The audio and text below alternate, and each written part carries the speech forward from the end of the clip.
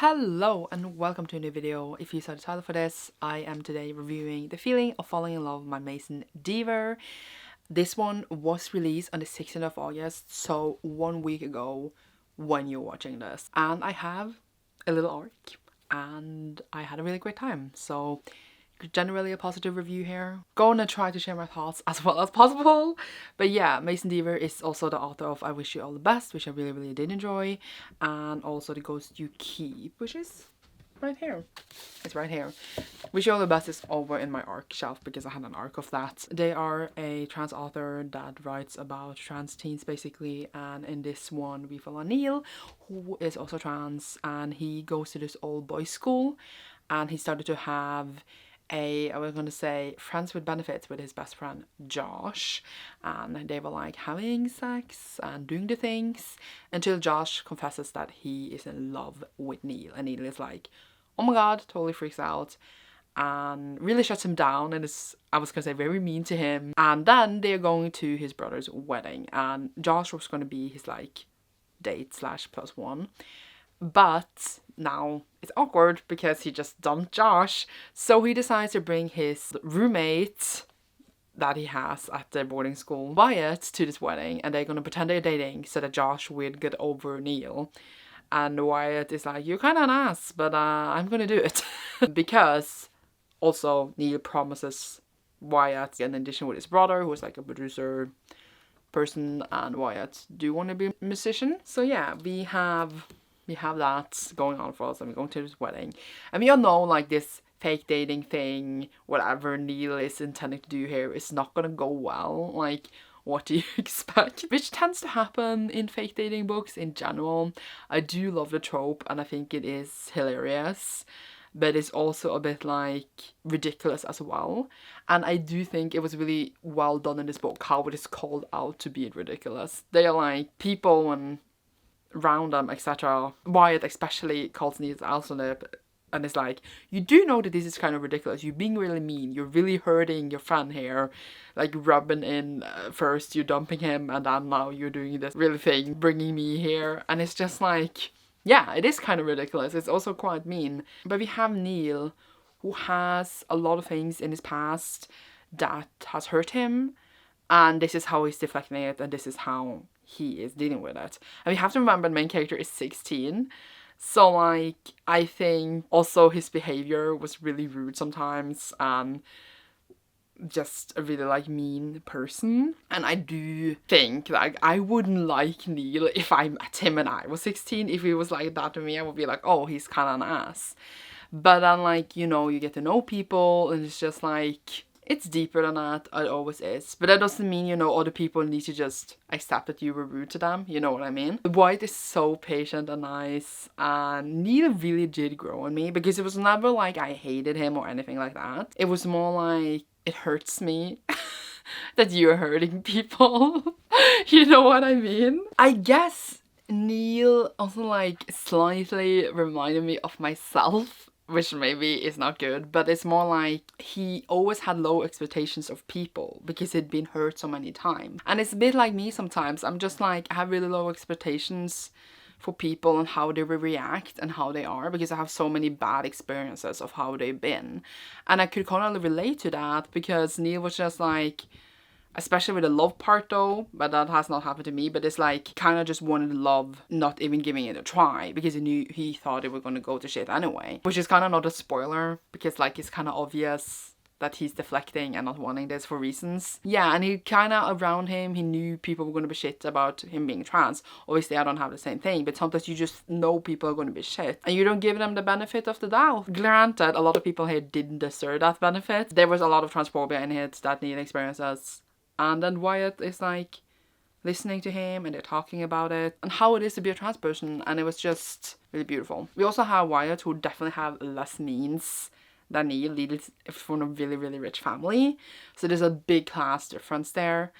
And he gets called out for it, because Neil is quite mean about it as well. Wyatt just gives him so many, like, I was gonna say a whole speech when he, like, keeps being mean about it, and it just really hits you, like, to think about it. And I think that was handled really well as well. Not like this review, because this is a mess. Here on page 129, Wyatt says this to him: And you never do. All the months of making fun of my clothes, my uniform, how old some of my stuff is, why it hesitates. They're breathing a little irregular now. You know, I never really cared when you made fun of me. But when you insult my clothes, my phone, things that my parents worked hard to get to me, that was when your words really hurt me. And I was just like, damn!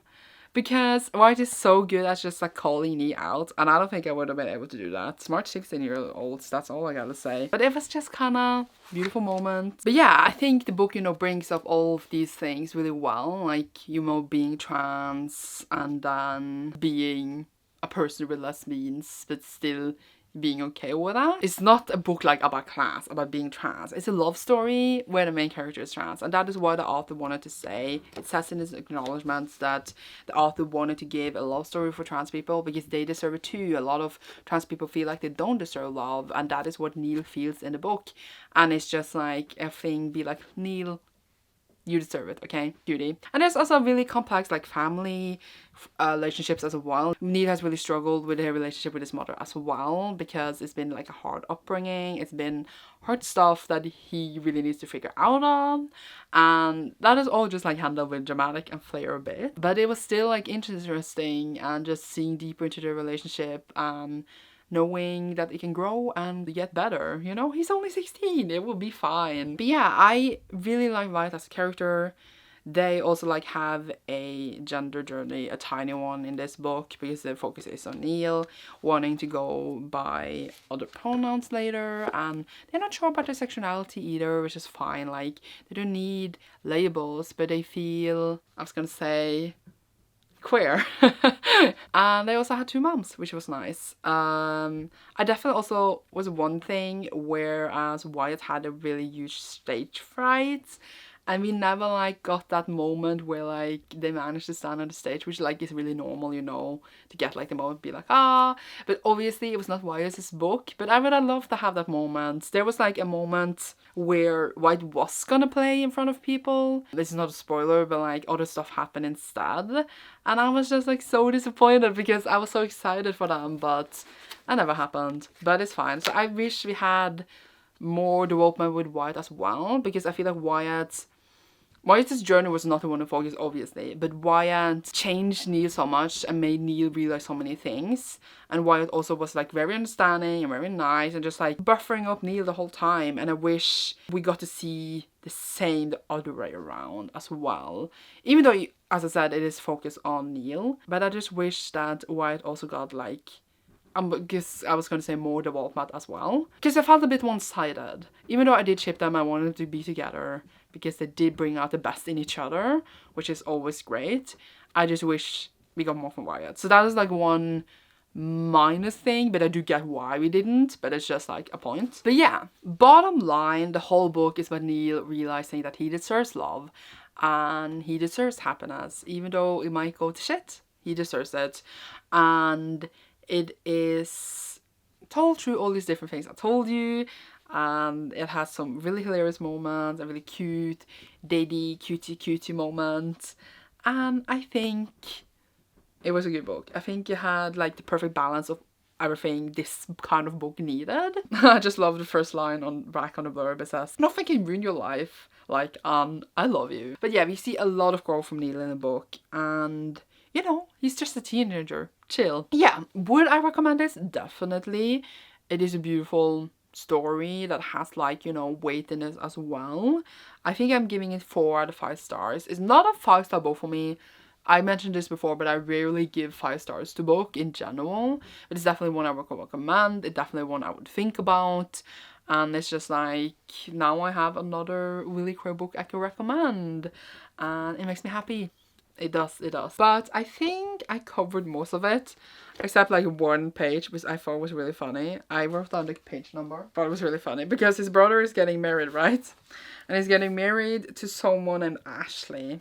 And it was just like, I seen Ashley in pictures on Michael's Instagram and she looks the same even without any filters. She's pretty, nice black hair, cute smile. I just don't know anything else about the woman except that she's one of the people who still have her Hogwarts house in their Instagram bio. That's when I knew we wouldn't get along. And judging someone from the Instagram bio is might be like, the best thing. But I would do the same. I would do the same. If I saw someone had a Hogwarts house in their bio and they were marrying someone I knew, I would judge them as well.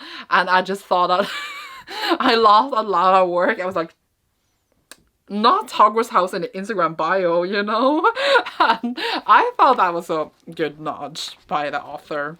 I thought that was funny. But I wish we even had Neil ask Ashley about it, because I wonder what she was gonna say. But yeah, it's not to focus on that, and poor Neil can't, it's not his responsibility to go around and ask people about that. Trigger warnings for transphobia though, if you get triggered by that, because it is on page and it's definitely not comfortable for my main character who talks about this and how it is experienced, etc. 4 out of 5 stars, definitely recommend. Want to create a book with a bit of a messy main character that is fun to read about with fake dating, then you have all the tropes here. I think that covers it for this video. I know I'm a mess as always, but that's what's fun, right?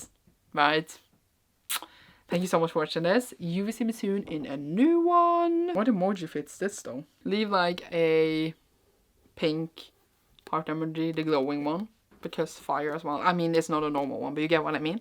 Down below if you enjoyed this, and you will see me soon in a new one. Bye!